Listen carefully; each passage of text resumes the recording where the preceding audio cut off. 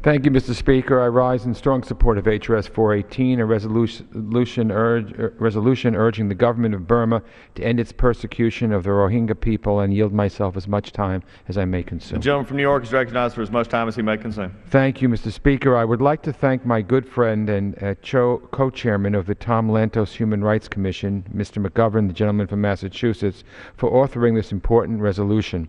H.Res 418 calls on the Government of Burma to end its persecution of the Rohingya people and to respect the human rights of all ethnic and religious minority groups. The plight of the Rohingya gets very little public attention, and I'm pleased that this House is addressing the abuses they and other minorities have suffered. The State Department's 2013 Country Reports on Human Rights Practices acknowledged, and I quote, credible reports of extrajudicial killings, rape, and sexual violence, arbitrary detentions and torture and mistreatment in detention, deaths in custody, and systematic denial of due process and fair trial rights overwhelmingly perpetrated against the Rohingya, unquote. Last month, the UN Special Rapporteur on Human Rights in Burma stated that the recent developments in Burma reflect a, quote, long history of discrimination and persecution against the Rohingya Muslim community, which could amount to crimes against humanity, unquote.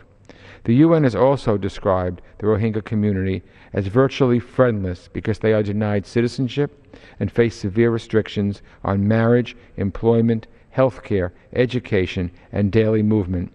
In February, the Burmese government expelled Doctors Without Borders, and since then, deaths due to preventable complications during pregnancy have occurred on an almost daily basis in Rohingya camps, where pregnant women make up a quarter of the group's emergency referrals.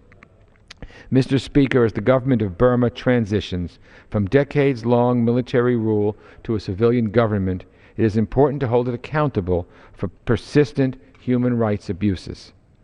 The killings, arbitrary detentions, and destruction of homes have caused 140,000 people to be internally displaced, and hundreds of thousands have been forced to flee to neighboring countries, including Thailand, Bangladesh, and Malaysia.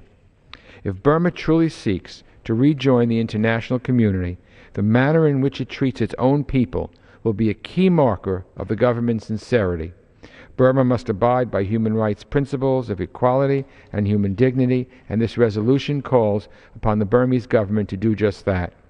I urge my colleagues to join me in supporting H.Res 418, and I reserve the balance of my time. Gentleman from New York reserves. Gentleman from